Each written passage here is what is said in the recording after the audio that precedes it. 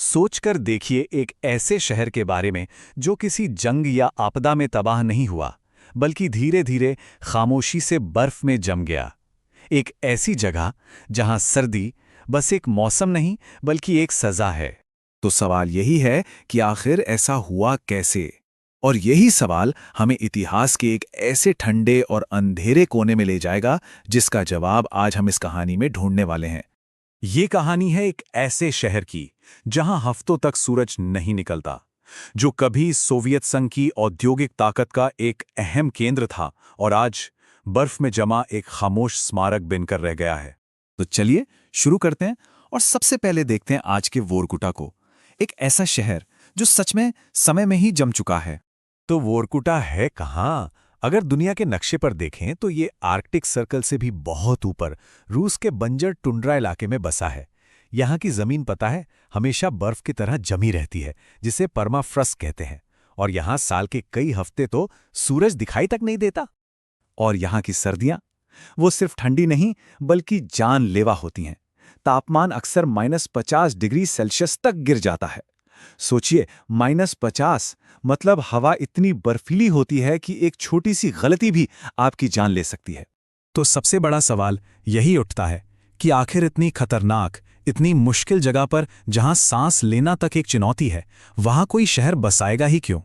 इस शहर को बनाने का असली मकसद इसकी बर्फीली सतह पर नहीं था, बल्कि जमीन के बहुत नीचे, बहुत गहराई में छिपा था। और वो रहस्य था काला सोना, यानी कोयला। देखिए, 1930 के दशक में सोवियत संघ को अपनी इंडस्ट्रीज को पावर देने के लिए सिर्फ एक चीज चाहिए थी, और वो था कोयला। और वोरकुटा के नीचे इस काले सोने का इतना बड़ा भंडार था कि इस पूरे शहर को बनाने की वजह ही यही थी। सोवियत अधिकारियों की रिपोर्ट में साफ साफ लिखा था, मुश्किल है लेकिन नामुमकिन नहीं। मतलब साफ था कि हाँ, यहाँ शहर बसाना महंगा होगा, मुश्किल भी होगा, लेकिन जो कोयला मिलेगा उसके आगे हर कीमत कम थी। फैसला ले लिया गया था, वोरकुटा बनेगा, चाहे इसके लिए कुछ भी करना पड़े। लेकिन सवाल अब भी वही था, आखिर कौन जाएगा अपनी मर्जी से ऐसी जमी हुई अंधेरी जगह पर? और बस यहीं से इस कहानी का सबसे भयानक चैप्टर शुरू होता है, वोरकुटा की नींव में छिपा एक दर्दनाक सच। जब कोई अपनी मर्जी से नहीं आया तो उन्हें जबरदस्ती लाया गया। वोरकुटा को एक गुलाग बना दिया गया, मतलब एक बहुत बड़ा जेल कैंप, जहां राजनीतिक कैदियों, जंग के कैदियों, यहां तक कि छोटे मोटे जुर्म करने वाले आम लोगों को भी काम करने के लिए भेज दिया जाता था। और इन कैदियों के लिए जिंदगी जहन्नुम से कम नहीं थी। सोचिए, -40 डिग्री की ठंड, पतले से कपड़े, ना के बराबर खाना, और दिन में 12 से 16 घंटे खदानों में काम। यहां से भागना, सोचना भी बेकार था, क्योंकि अगर किसी ने कोशिश की भी तो ये मौसम ही उनका सबसे बड़ा गार्ड था। ये जो कहावत है ना कि वोरकुटा एक वन वे टिकट था, ये सिर्फ एक कहावत नहीं थी, ये हजारों कैदियों की हकीकत थी। थकावट, बीमारी और ठंड, इनसे मौत यहां रोज की बात थी। ये शहर असल में इंसानी लाशों की नींव पर खड़ा किया गया था। और इस शहर की सबसे डरावनी सच्चाई ये थी कि यहां मरने के बाद भी शांति नहीं थी, क्योंकि जमीन हमेशा जमी रहती थी, परमाफ्रॉस्ट। इसलिए कब्र खोदना लगभग नामुमकिन था। और माना जाता है कि आज भी हजारों लाशें वोरकुटा की उसी जमी हुई जमीन के नीचे दफन हैं, बिना किसी निशान के। वक्त गुजरता गया और गुलाग की इस बेरहमी पर एक नॉर्मल शहर का पर्दा डाल दिया गया। वोरकुटा का चेहरा बदलने लगा, लेकिन उसकी नींव में दफन सच वो वहीं का वहीं था। यहां एक अजीब सी दोहरी जिंदगी चल रही थी। ऊपर से देखें तो आलीशान थिएटर्स थे, बच्चों के लिए स्कूल्स थे, म्यूजिक था, एक परफेक्ट सोवियत शहर की इमेज। लेकिन ठीक उसी जमीन के नीचे एक दर्दनाक इतिहास दफन था। जब गुलाग बंद हुए तो सोवियत सरकार ने अच्छी सैलरी और सुविधाओं का लालच देकर नए परिवारों को यहां बसाना शुरू किया। उन्हें एक सपना दिखाया गया कि ये शहर मौकों से भरा है, लेकिन उन्हें शायद ही इस बात का अंदाजा था कि जिन सड़कों पर उनके बच्चे खेल रहे हैं वो असल में एक बहुत बड़ी बिना निशान वाली कब्रिस्तान के ऊपर बनी।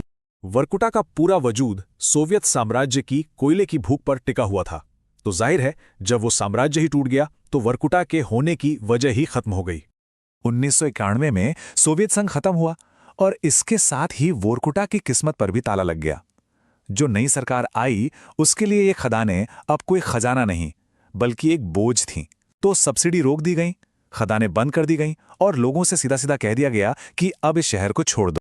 और जैसे जैसे लोग शहर छोड़कर जाने लगे, पूरे के पूरे अपार्टमेंट ब्लॉक्स की हीटिंग और पावर सप्लाई काट दी गई।